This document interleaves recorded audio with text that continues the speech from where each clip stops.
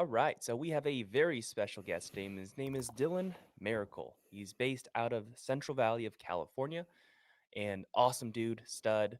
Super excited to have him here. But Dylan, before we get into everything and your life, can you just give yourself like a small little introduction about who you are, what you do, all that fun stuff? Yeah, absolutely. So I'm a retired college wrestler. I started in the real estate business um, probably 3 years ago now, coming up on 3 years, maybe a little bit over. Started off as like a glorified cold caller lead acquisitions guy. Stumbled into the business. My dad was in it for a long time and was looking to grow. So been doing it ever since, kind of part time. Been full time for about a year now, and I've had a little bit of success in starting. And I think I take a little bit more of an extremist approach because maybe it's my wrestling background, maybe it's because of how I grew up, but I'm a little excessive and very passionate about what I do. So, Yeah, there we go. Okay, so you started with this. So your dad's already done real estate, so you were kind of exposed to business at a younger age. Is that correct? yeah, no, for sure. Yeah, he took over the business in like 11. I moved in with him when I was like 12. And I've always kind of had a little bit of entrepreneurship in my blood. I come from a long line of entrepreneurs and always grew up watching him do real estate and go to open houses and stuff with him. And then I would always try to do little side hustles and stuff while I was a kid. So, Okay, that's crazy because it's in your blood. That's funny because I it was opposite for me. Like for me, my dad was a W-2, and he's been like that. So it's interesting to hear people's stories and what they're influenced by really early on. yeah. So was real estate the first entrepreneurial thing you did, or did you do something else? Well, I mean, maybe the first like successful thing that I did. I think the first like entrepreneurial thing that I did is I sold popsicles when I was 12. That was my first taste of entrepreneurship. I only made like 300 bucks in the summer. I just made a clip about it recently, but Hmm. I felt like a millionaire, and I was like, "Gosh, this is so cool." Then ever since then, I've always like I was like selling candy at school, selling Pop Tarts out of my bag, painting pictures for people. Like I was always anything I could do to make money. It was like Wait, so hold on, you made 300 bucks selling popsicles. How old were you? I was 12. No kidding, that's Yeah. crazy. Yeah, dude. I would literally sit outside. So my dad would work during the day, right? So like in the valley, because you're from Fresno, but it would get super hot. So like 2 to 6 p.m. I didn't want to sell lemonade. I wanted to be different. So I I took $20 from my dad. Obviously he gave me permission. And then I went and bought popsicles and then would just be out there. I'd be out there from like 12 to 6, sometimes just grinding. I'd twirl my thing around and I only made 300 bucks, but I literally felt like I was like on top of the world. That's crazy. And then it's translated now what you're doing in real estate. So I guess what are all the things you're doing in real estate right now? Yeah. So I'm a retail agent. We do a bit of wholesale, a bit of fix and flip. We do property management as well at Merrick Realty. I what I would say I do primarily is I hunt for deals and I find the avenue that fits them best. So sometimes it's us buying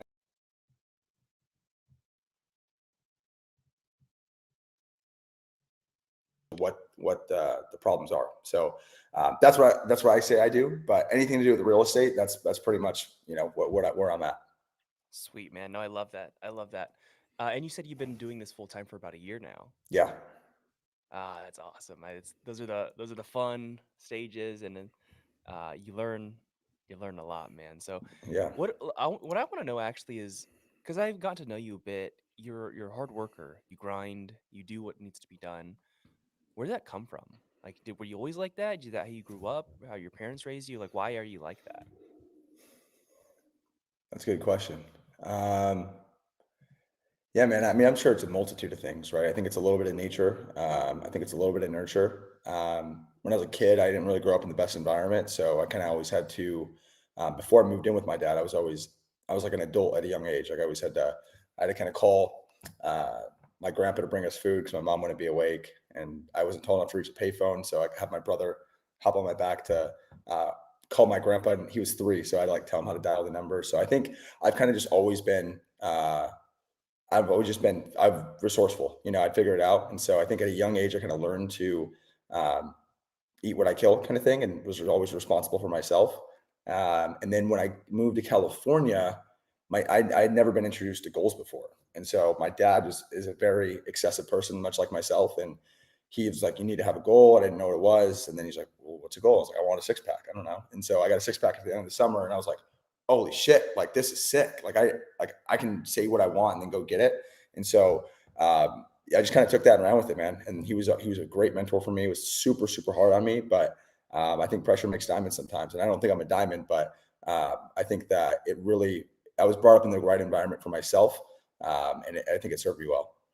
Yeah, no, I think that's awesome. That's so true, man. Like your environment's everything. And whether it's something that you created for yourself that creates pressure, or maybe Yeah, an external source like a very supportive father giving yeah, tough love, which that's awesome. yeah, I think everyone needs someone to be tough on them, whether it's them or someone else. yeah. But I guess Real once, quick before you dive into me, I'm actually curious for you because yeah, you give me a lot of credit for being a workhorse, but we had a phone call not too long ago, and your schedule was packed from like 5 a.m. to 8 p.m. So where do you feel like it came from for you? that was ingrained to me a lot from my parents, for sure. Early on, the only thing that they really pushed me to do was just be a good person and work really hard. That was really all they cared about. Like, I just want you to be a good person. Even my mom says to this day, like, I'm so happy you kids, the kids are like, you guys are nice, you guys are good people. That's awesome. That's all they cared about. And then work hard was instilled from my dad. And honestly, it was a different kind of push from my dad. Like, I didn't really get a lot of like, oh, good job, like great job, great. I got a lot of like, oh, you could have done this better.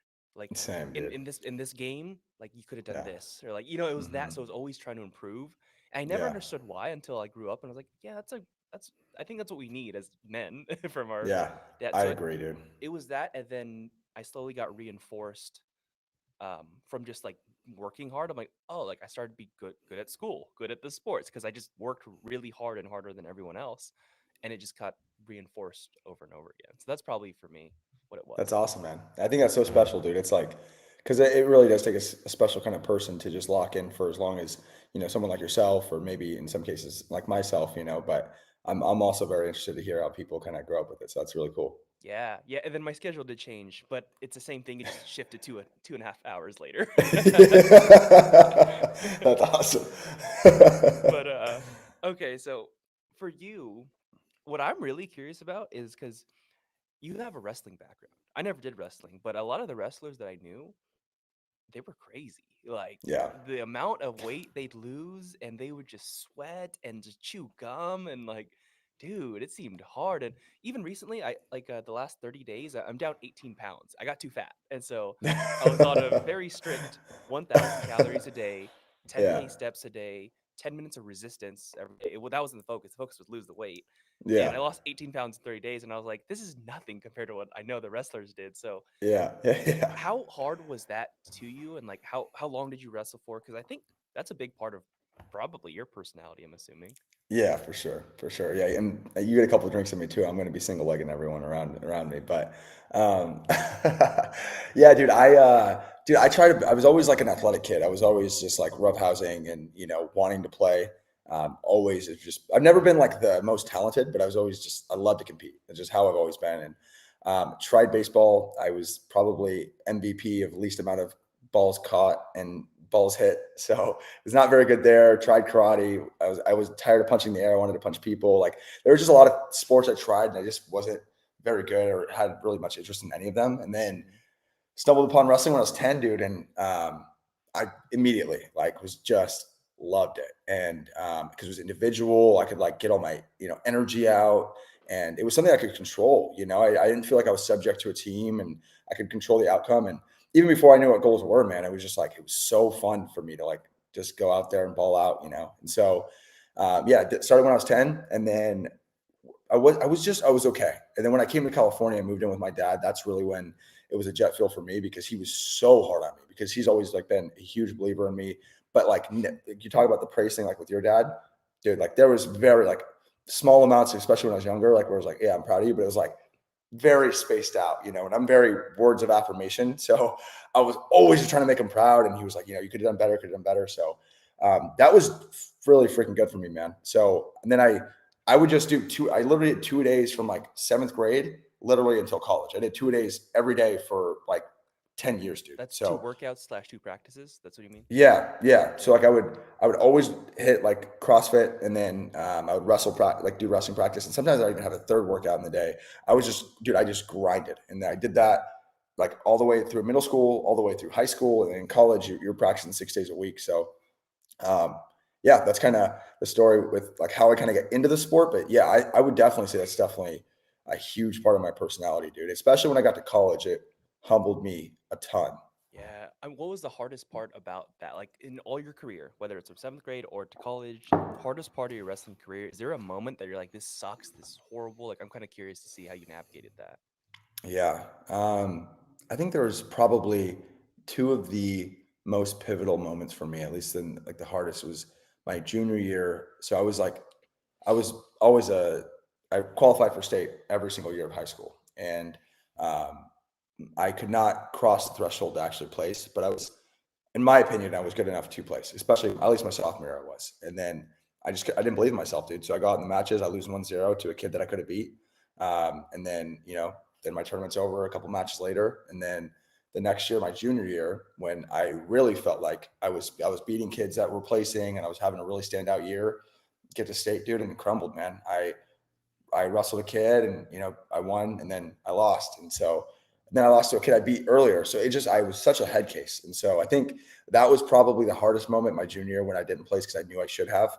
And I just cry. I remember cry. I was a big crier. And I'm still not, but I just remember, unless I'm watching like a cute movie, then I'll cry. I'm not going to lie about that. But I remember, yeah, dude, I went out in the hallway. There's like they call it like the hallway of tears at state tournament. I just sat there and just crumbled, dude. So I think that was a very pivotal moment for me because it kind of put a really, really bad taste in my mouth. And I was like, that's never fucking happening again. And then the second time I was challenged the most was spring of my freshman year in college because I was just getting my ass kicked every single practice. And then when I got one of the guys had out, I think I just made a video about this not too long ago, but one of the guys kind of had it out for me because I was a little bit of a softie.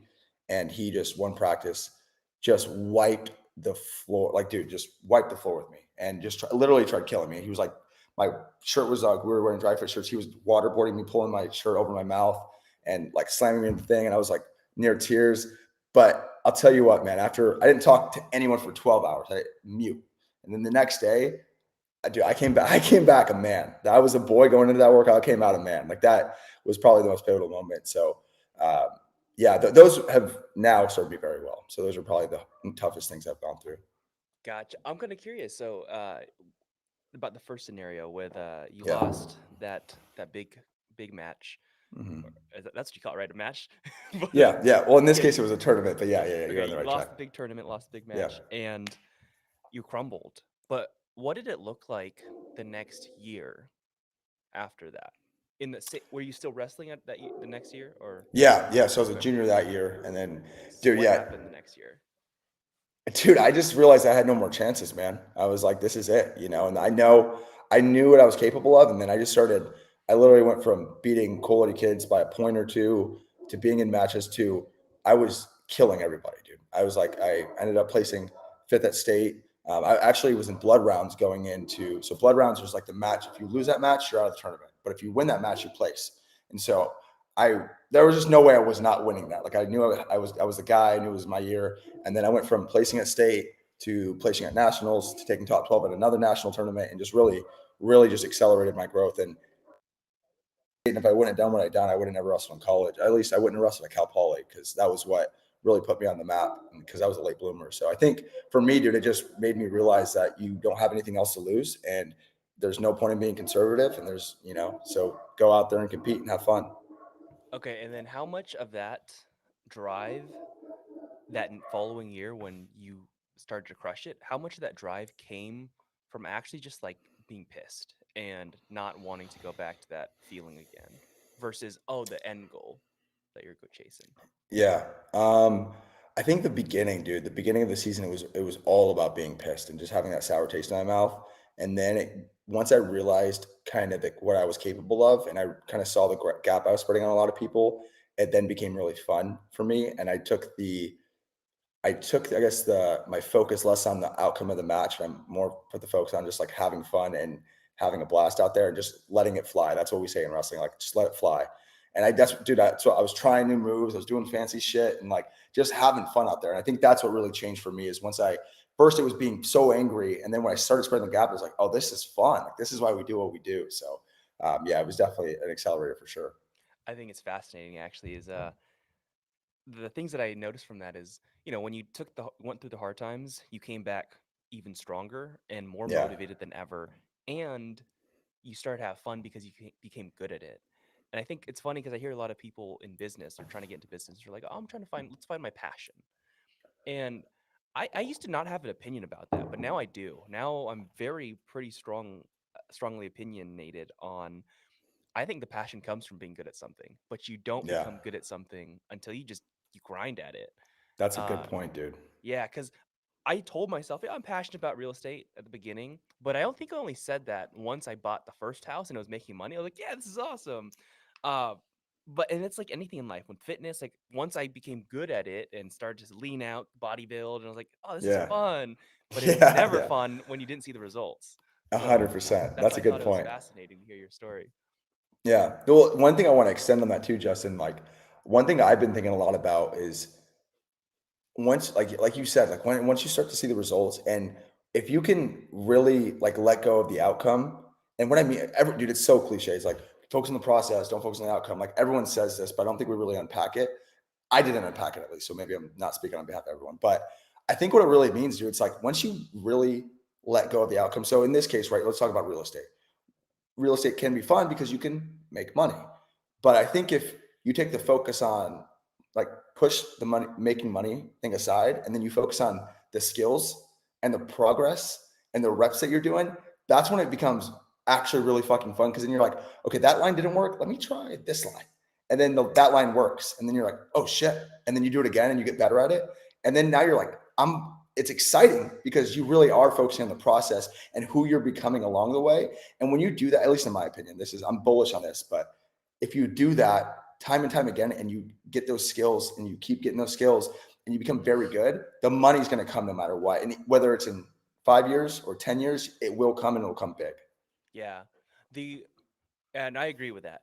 the The thing I will add, or the caveat, is that it's fun when you focus on the process if you're in a position where you're able to like take care of yourself and survive. That's a good point. If you're in a position Yeah. where you're bleeding money, because I've been there and it hurts, Yeah. then it's like fuck the process. I'm gonna do this anyways. Like I'm still gonna do the work. I don't care if it's like I don't care if I have fun or not. Like I'm just gonna Yeah. do it. Yeah. Yeah. Yeah. So That's a yeah, so really good I point. agree. But that's just Yeah. my Yeah. thought. I Yeah. was like, yeah, No, that's we're solid though. good. No, you're right though, because it's like there comes in waves, right? Like some days you're like you could have a couple months where it's like this is great, I'm making progress, and then you get slammed, and you get hit in the face, and then it's like Mhm. when it's not fun, what are you doing? And that's where discipline comes in. Yeah. Okay. So I mean, what drives you now to do the things that you're doing? Because I mean, what you're doing right now to find deals, it's hard work. It's a lot. So Yeah, what what I guess motivates you to do that stuff? yeah, man. I mean, it changes, right? I mean, when I was first starting, it was only to make money, and that was like the driver because I just wanted to eat, dude. Because I was bleeding money. I was paying rent for a house I wasn't even living at in slow, and so for me, it was like I just want to make money. I just want to make money just so I can feel like I'm doing something. Then it shifted, and lately, dude, it sounds cliche, but I just love getting better. Yeah. Like I love it, man. Like I like when I'm on the phones and I build rapport, dude. I love that. Like I love the chase. Like give me a hard time on the phone, dude. Like don't give it to me. Like let me try to work for it. And then when I get that person on the phone to then meet me in person, like dude, that's sick. Like they don't know you. They don't see you. You're a stranger. And like I think that is to me, it's again, I'm a weirdo, but I love that stuff, dude. I love getting better. I like trying things like with like my conversions with appointments and things like that. So that's I think what really drives me. And then also just having really crazy goals is another big driver. And I'd say the biggest thing right now that I'm most focused on is just giving back, dude. Like I want to help people. And I mean, you even did that. I've told you a couple times now at this point, but you did that for me, man. Like you are you were the catalyst for me to start posting consistently and believe in myself to do it because of a conversation that you and I had. And I don't even think you realized like where that conversation was going to go. It was just you being a nice dude and just was like, what are you afraid of? And that I never thought about it like that. And it's that moment, the next day, I told you the next day I started posting. And since then I've made, I don't know, 100 posts or I have no idea how much, but it just that's the kind of stuff that fires me up. It's giving back, progress, and having big goals. I would say. Yeah. Yeah, no, actually, the reason why I like it's funny you said something like, "Oh, you're like I'm a weirdo." It's like you're only a weirdo in the wrong circles. In the right Yeah, that's rooms and the yeah, right groups, it's like, "No, you're normal." Like yeah, this is normal for me. It feels like normal. And yeah. Can I ask it you a question? yeah. So I'm glad you brought that up because it's something that I've been thinking a lot about. I'm curious, when you were growing up, maybe you didn't feel like this. So don't feel free to disagree here. Did you ever feel like a black sheep? Like maybe Yep. you kind of beat I to the was different drum never than everyone else? I was able to be friends with everyone because I was so Hmm. different. Like Yeah. in high school, I didn't have a clique. Even though I was like a basketball, volleyball, they didn't like those group of guys. Like even though they're my family, they're my Yep. brothers. But I was never like the same as them. If that makes sense. Dude, I played yes. team sports, and I was like, I still was Yep. never the same. I still worked harder. I still did things different. I still treated people different. I was able to be friends with the emo kids and like the Hmm. preps and the jocks, Yep. like because I was just different. And it's not to say that like I don't think that means I'm better. I just think it was weird to me. I never fit Yep. in. I felt like I never did. Dude, I relate to that so much, and I don't think it comes from a place of thinking. Like I don't think it's an ego thing. I think it really is. It's like you beat to a different drum than everyone else. It sounds like it goes together, right? It's like this, but everyone else is like this, right? It works together, but it's just not the same rhythm. And I don't think there's anything wrong with that. And I think what you just said, I used to be so upset with myself. I'm like, why do I have friends, but it just doesn't feel. I don't feel it. And Yeah. you There's start to a find your group. there's a reason why I reached out to you multiple times about like different things is because you beat to the same drum. And it's Hmm. hard to find that. Like It I is. I just moved to Vegas, and another thing I want to touch on you as this compliment is that you take fast action. Like that's like the number one sign of success for people if they stick with it long term is fast action. Like the moment we talked content, you started making content. The moment I told you about this AI editor, I saw you start to use it, and like I was like, Yeah. nice. Yeah. So it's like Yeah. that's different. So that's just kudos to Yeah. you. Thank But you. I notice it in all environments about being different. And in certain rooms, even the like high performing rooms, there are minor differences too. Because even if someone makes a lot of money, it doesn't mean you're still on the same beat of the drum. Like Hmm. it's like overall everything. Like I walked into this Yeah. office. It's a new office for me in Vegas for Wealthy Investor, and like I'm still friends with everyone, but I definitely beat to like the same drum as like maybe one person, Yeah. maybe. And it's the CEO. Like that Yeah. makes sense. Yeah. Yeah. Yeah. That's cool though, man. It's really refreshing to hear you say that because it's something I used to beat myself up for so long, especially coming from a person like me. I was always a big people pleaser. And only in the last year have I really embraced kind of my weirdness and my uniqueness and felt okay with it. And realizing that, hey, we're gonna repel some people, and that's okay. You know what I mean? They're not just meant to be in our close circle, and that's fine. And maybe our close circle is small. And again, that's fine. So Yeah, I like that you said that. I turn off a lot of people. In fact, when I first started posting on social media, I think I might have had like initially, I don't know, 1,600 followers on Instagram, for example. As I Hmm. posted, I would track my analytics and I saw that Yep. I lost 2,000 followers when I didn't even have Yep. 2,000, and then I gained like Yeah. 5,000. I was like, whoa, that's interesting. Like Yeah. you can really Yeah. repel people, but attract a 100%. different group. Exactly. Man, that's I'm really happy you touched on that because yeah, that's why I reached out to you because I'm like only a few people I know can beat to that kind of drum. It's the same feeling because certain people remind me of myself in different ways, and you're Hmm. actually one of the few people that remind me of myself in a lot of ways, which That's is awesome, man. cool, which is really cool Fe- actually. Feelings mutual. Yeah. The other thing too is I wanted to ask you is like what's the hardest thing you've done? And you don't have to answer it right away because I actually wanted to bring something up. Am I cool to share like a clip of one of your Instagram like old posts Yeah. about a hard Of thing? course, dude. So I'm gonna Yeah. share the screen real quick because I was doing Do a it. little bit of research first, and it was this thing. It was a cold plunge and the freaking ice. Can you see this? No, not yet. Not yet. Oh It's shoot! loading. Let me know when you can see it. Maybe. Let you know. I got the little purple dots. Uh, maybe. Oh, I see purple dots too. Okay. Well, anyway. Oh, here we Oh, there go. we Here we go. go. Yeah. So look, you're doing a cold plunge in like Yeah. freezing cold weather with your girlfriend, and that like I don't know how long ago. Let me see. This was January 3rd. I don't know the Yeah, year. Oh, like a that's year ago yep, or about a year so. ago. So that made me think of. Let me stop sharing. It just made me think of like how long you been doing hard things. Like when have you started to intentionally start to try to do hard things for yourself? Like just you, not because your dad said to do this, but like because you Yeah. said I want to do the hard things. When did that start? That is a good dude. I've never thought about that. When did I start? I mean, I liked like I always liked like hard workouts and stuff. That's why I did CrossFit. I competed for a little bit, but there were still things that like I was repelled by. Like I didn't want. I hate, dude. I hated cold water, dude. I don't like swimming. I looks like a boxing match when I'm in the water. Like it just, um, I think what like really when I really started to embrace it, I had a girlfriend. Like partway through my freshman year, and then we dated up until about I think the beginning of my third year. Um, and when we broke up, and I had broken off with her, I was so like I didn't realize how like codependent I had become, Hmm. and I had stopped doing hard things altogether. Like I was just like very comfortable, dude. Like I was kind of like getting a little thick, um, and I was just like I was kind of being a bitch, dude. I was, and I didn't like who I was, and then I got so sad, and I was literally on the couch playing Clash of Clans all day, Hmm. like not doing homework. I was Hmm. hardly going to class, and from there, I just kind of I wrote down on a paper. Um, if I thought I was like, I'm done. I'll never have a girlfriend ever again. I'm not made for this, blah, blah, blah. I'll just be the single guy, with two girlfriends at my friends' weddings, like that kind of thing. Like the weird uncle, basically.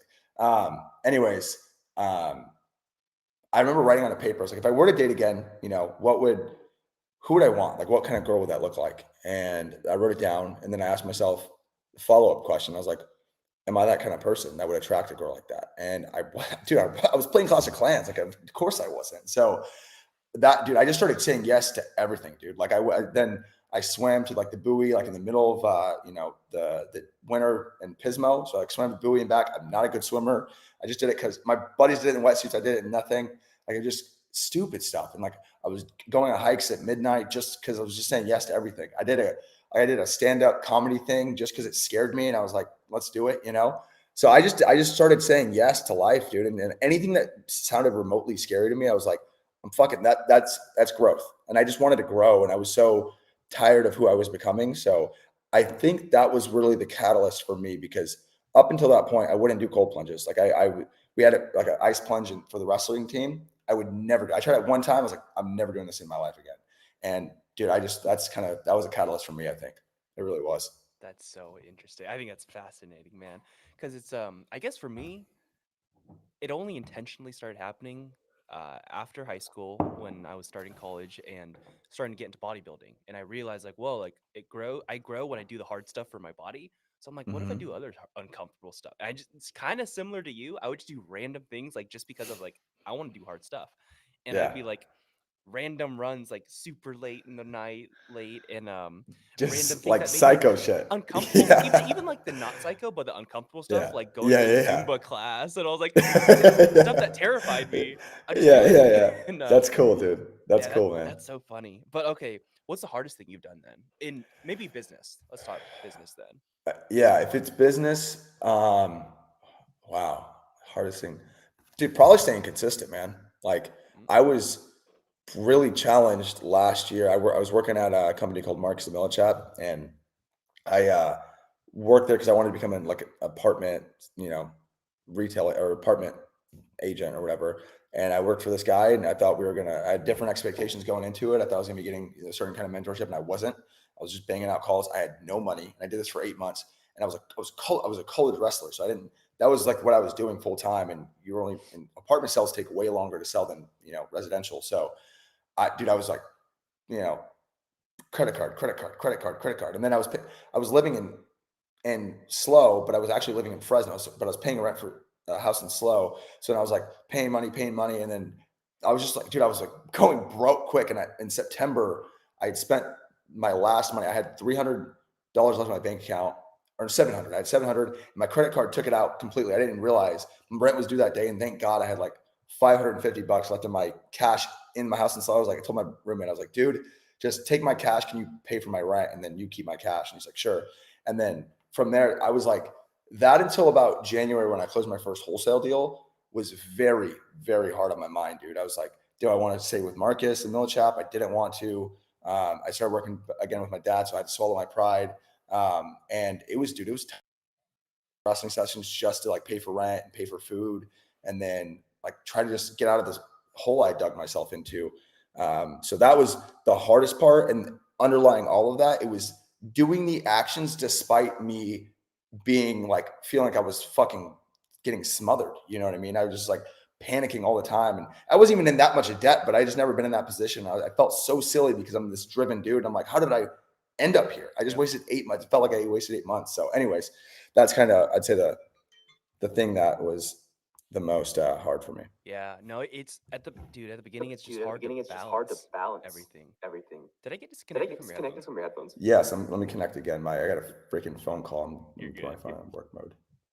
All right, there we go. Cool, cool. But yeah, that's the hardest thing at the beginning is when you're just trying to do it all. Like cuz you have to do things for money, for just to live. Um and then you have to do things for the long term Hmm. and the things that you're trying to grow. And actually, you know what, dude, this was a big mistake of mine. I don't know if I'd say mistake. I would say it was just an experience that I learned. But I got because I've been flipping houses, wholesaling houses, doing this investing for like 5 years. Hmm. For a large part of the 5 years, my goal was actually not to grow the investing massive. Like that wasn't my goal. So I like did enough so that it made money. And I was like, fine, like Hmm. chilling with the income. But my whole focus was on the content. Like, how do I get better at content? Like that was like my 40 hours a week. That's where my stuff was. And real estate was just Hmm. enough to bring income in consistently. So it's funny because last year, I think I mentioned to you, it was like it was really hard. We lost a lot of money for these flips. And I'm excited for myself because for the first time, like I'm actually like focused all in on like money. And I don't think I've ever Hmm. done that actually. Like I've always just made enough money to survive because like that was a life I was comfortable with. I'm like, but now I'm like, it's almost like an insecurity of I just don't want to feel that again. And I Yeah. refuse. So yeah, no, but I think Isn't that it's, special though, dude? yeah, Isn't that special? Like I think that like we a lot of times, myself included for a while, it was like you want like an easy life. You know what I mean? You want things to be good or whatever, but dude, that's not how life is. And if you really want to be a tough person that and like a real entrepreneur and like life's gonna throw curveballs at you and be grateful for that. Like that's how you become tough. yeah, That's how you become good because you're resilient and you learn how to navigate problems. And had that not happened to you, like you wouldn't be, I know you've been talking to you, like you're in savage mode right now. yep. And I can hear it in your voice. I can see it in your eyes. And I think that wouldn't happen if you hadn't had that experience. Yeah, and you know what's funny, dude, is I can see through people now, like much clearer, much clearer. I can Hmm. see when they have the same savage in their Hmm. eyes. I can see when they also have the pain because I know Yeah. exactly what I look like and felt like. And Hmm. I think for most people too, when they're going through that, man, is because this video is for the up and coming entrepreneurs who are gonna go through the hard times. Is like when you're going through Yeah. that stuff, you can tell people like it's okay. Hmm. I try to because I have students and some of them even when I know they're going through a hard time, they won't want to share. And part of it's ego, and I get it because I felt the same way. I didn't want to share anything. But the moment you start sharing your struggles, you realize there's a lot of people struggling. Um, Yeah. so I think it was I don't know. I just think it's fascinating learning from people's hard times and Yeah. the stuff they're going through because that's where you really learn. Is social media is the way it is and it highlights everything because that's what people like. It's exciting. Hmm. Yeah. But real entrepreneurship, real business, it's boring and hard. Yeah. And That's sometimes it's ugly, you know? very, yeah, very ugly. Yeah. Super ugly. But Yeah. what do you think the biggest risk you've taken so far is? It could be business, it could be anything, like just in life, your biggest risk. Mm. Dude, that's a good question, dude. I don't know, man. I think I look at risk differently than everyone else. How do you Like define I it? don't really that you got me thinking, Justin. Me too. I'm thinking too. like Oh man, dude. I don't know how I define. I mean, everything's risky, dude. You know, like going to the gym and lifting weights is risky. You can hurt yourself, you know. yeah. Not going to the gym and not prioritizing your health, that's risky, you know? Like Yeah. going after your dreams is risky because you're going to inherently take risks to get there and you're going to have to sacrifice things. That's risky. But living a life that you know you shouldn't be living when you know you're capable of more is to me more risky. So I don't know. Yeah. I look at it differently. Risk. I'd be curious to know the definition. I don't know. Yeah, risk. Risk. Define. Let's see. What does it actually mean? It says a situation involving exposure to danger. So then it's the definition of danger: expose to danger, harm, or a loss. Okay, so that's how risk is defined. How do I Yeah. stop? Wait, we gotta stop sharing. Uh, so I guess yeah, for me, I don't know. I'm trying to think of it right now as you're thinking of it, but like danger to me is it's hard because I actually had just a main W-2 for my living for a long time. I technically still have one because I'm coaching. It's not my coaching program, but Yeah. for the longest time I was working at a bank, and it didn't feel risky because I was like, oh my gosh, income's coming in. But over time, I just got so sad, dude. Hmm. I was really sad, and I was like, this is depressing because there was no room for growth. Anytime I Yeah. tried to help and like, I think we can make this system better. They're using old school papers. I made Excel files to like speed everything up. And they're like, no, no, this is how we do it. I was like, dude, this, I don't know if I could do this. So Yeah. I think Yeah. risk in that scenario is like the danger for me was like getting stuck in that situation. But risk for someone else might be something of like whether it's opportunities not taken or Yeah. things they have tried and just lost a lot. So, Yeah. have you To thought of to something Well, that you? I was just going to elaborate on kind of what you said. I'm like the grandpa of my friend group. I've always been that way. Like I'm just like I love helping people and giving advice and stuff. And a lot of times when friends of mine or people that I know like talk about things that they're scared of, I remember hearing this when I was like, I've always been in self help, and I think it was like 4 hour work week, but he was talking about risk or something like fear, and it was like he would rank it on a scale of 0 to 10, and it was like 0 being certain death and then 10 being like absolute success. Like most of the things that we're scared about are usually falling like on or it might have been flipped, but it was like basically it's like it's not that bad. And when you like moving somewhere, like, oh my gosh, it's so risky, I'm gonna lose my job, like blah blah blah. And it was like, okay, well actually rank it, right? Like what does it look like? And maybe 0 is like you die, is like it's probably more like a 6, right? It's more like a 7. Like nothing bad's actually gonna happen like that bad.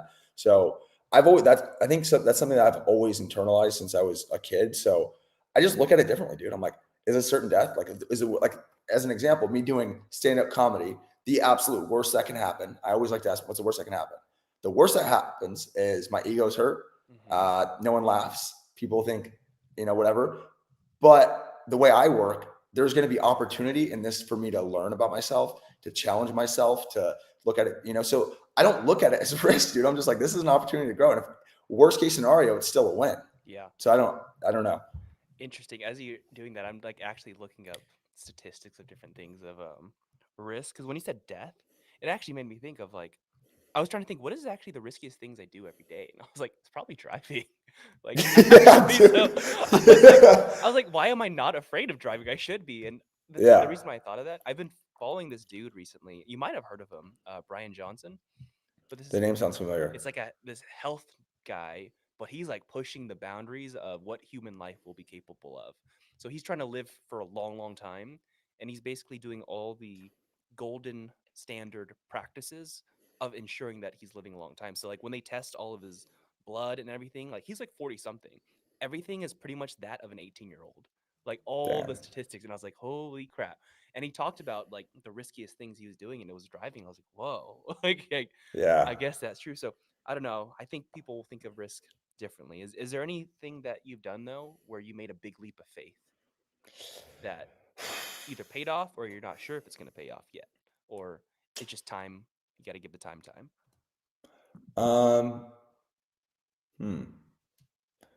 Dude, I think maybe one of the riskier things I did, it felt like a big decision then, is my first year, I wasn't really in college, I wasn't really doing the right things. And I was just like, dude, I was people pleasing, and I was like, kind of, I was like hooking up with lots of people, just being like a shithead. And um, I kind of like left my moral compass out the window because when everyone would talk about college, it was like, oh, it's when you're having fun and like you should be doing this and this. And I was just listening to what everyone else told me I should be doing. And then I got caught up in a very like not me lifestyle. And I was hanging out with people that I'm still associates with, and like, they were teammates of mine. So they're not like inherently bad people, but I wasn't liking the person that I was becoming with all the things that we were doing. And so I pulled out of my lease. I went to the athletic director because any athlete on campus is supposed to live on campus for 2 years. There was a couple guys that I wanted to live with instead. I'd already committed this lease, and there was no way out of it. And so I went to the athletic director because I was working at a sandwich shop, supporting myself and paying room and board and stuff. And I went to him. I was like, I just pitched him. I just sold him, and I went in there with my coach, and he's like, "No, there's nothing we can do." And I was like, "Dude, I work 30 hours a week, just trying to make it by. I'm paying $1,200 a month to live on campus. My grades are already shit. So you want me to work 40 or 50 hours a week to support myself when I have another option where I can get better grades and focus on my school and work less? I mean, you tell me. I mean, do you support your athletes or do you not?" And I was the only athlete to have ever negotiated his way out of it.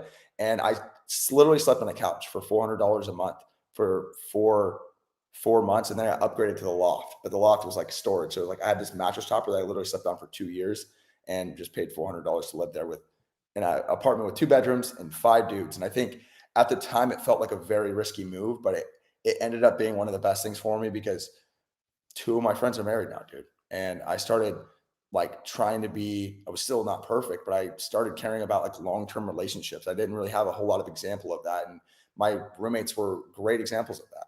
They're married now, and they were leaders on the team, and they had a tremendous impact on me and, my wisdom. And it was hard, but it was ended up being one of the best decisions for me, but at the time felt one of the most risky. Yeah. No, that makes sense, man. Oh, that's crazy. Uh, I love that you negotiated out of Yeah. whatever lease you had. That's awesome that Yeah. you could. So, Yeah, dude. oh man, so you must have always like had a thing for sales or just growing up with your dad, huh? Like learning Yeah, about yeah. that, how to talk. I just hate rules, dude. I hate Yeah, rules. I me feel too. like I was always negotiating my way out of it and like trying to find people's hot buttons so I could like learn how to like, get into where I wanted to go kind of thing. Yeah, and when you say you hate rules, because I also think of like not just rules set by I don't know uh, school or whatever, but like society and the standards of society. Hmm. Is I actually had an argument with my dad not long ago, and we never really argue. Well, we do in like the big case scenarios, but Yeah. they're respectful argues. They're like they're soft, stern argue like where Right. you're They're like just debates where you guys have they're opposing debates. views and it's Yes. like two I was like, bucks. here's my plan. Yeah. I'm moving to Vegas right now after just talking to my main mentor coach. Uh, and he's like, I don't think you should do it. Like you're going through all this, you lost all this money, you're paying these loans. Like you want to make sure you're okay. I was like, I'll be fine. Like I'll be okay. And he's like, well, because I told him like, here's the schedule, here's the game plan. Like these are 12, 13-hour work days. And like, here's exactly what I'm doing to stay healthy, stay fit, have a good relationship with my girlfriend, still see my little niece every once in a while. And he's like, that's not healthy. And I straight up told him, I was like, I don't care what you think. Like, this is what's gonna work for me. Because I was like, Yeah. how can you not say it's healthy when I actually have scheduled breaks to eat my healthy food, scheduled walks to do my walk, scheduled Yeah. resistance training. I'm feeling good, scheduled 8 hours a night to actually sleep because I've actually messed a lot with sleep in the past, like less and Hmm. less.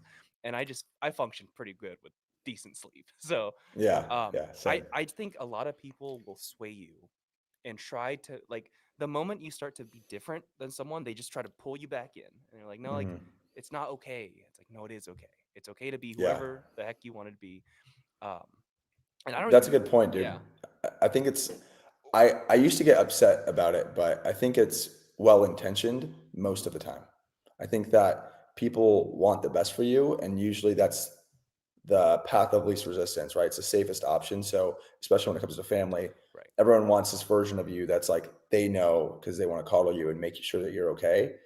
Which feels like aggression sometimes because it's like you don't know where I'm trying to go, Mm, and it feels like they don't want what's best for you. But I don't think it's like that. And I think in some cases though, maybe when you start to outgrow people, there is some resentment. But I think I like to try to take the mindset like we're all just trying to do our best, and so and you got to do what you got to do sometimes. And I think it's awesome that despite your dad's influence, which sounds like growing up, you had a very similar experience with him being very hard on you. And I'm Mhm. sure part of you wants to make him very proud. Yeah. So I know that's probably had to be a very hard decision for you to make. So kudos to you for doing what you felt was best for you. Thank you, man. Yeah, that's exactly how it is.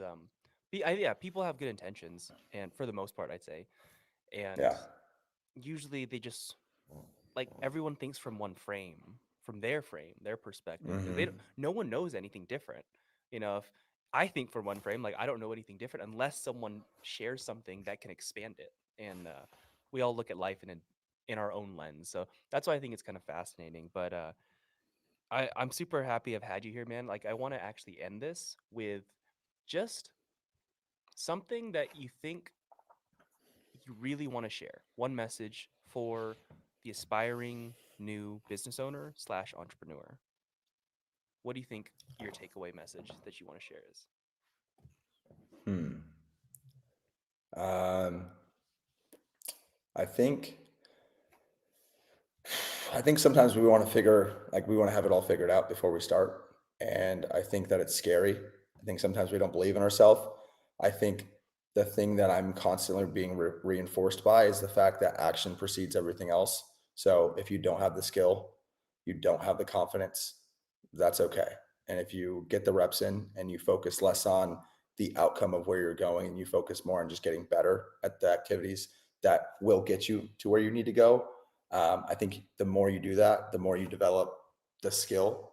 And then when you start to hone in on the skill and you get better at the skill, the confidence comes, right? And then you just kind of keep on this loop of action skill, action skill. And then it becomes confidence. So I think if you have nothing else but this burning desire in your heart, just take action. And you don't have to be good, but start by, if it's in real estate and you're on the investment side, start by making your first cold call, and then make your second, and then make your third. And then if you want to get really better, if you want to get really good in a short amount of time, do more and more and more. Dude, I love that. I love that. I'm actually super happy I had you on. I think this is one of my favorite podcasts because it was really just like mentality and all that stuff. So appreciate you being on, man. I know that people will love it.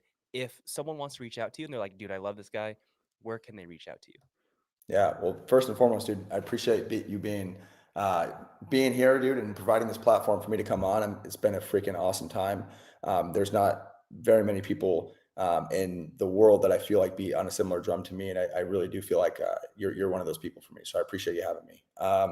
If you guys did like this content, you can follow me on Instagram or TikTok. TikTok, I go by Dillionaire, Dylllion, and then air like millionaire. On Instagram, it's Dillionaire321, and on TikTok, it's just Dillionaire. There we go. There we go. Well, you heard it from the man himself, Dylan Miracle. Appreciate you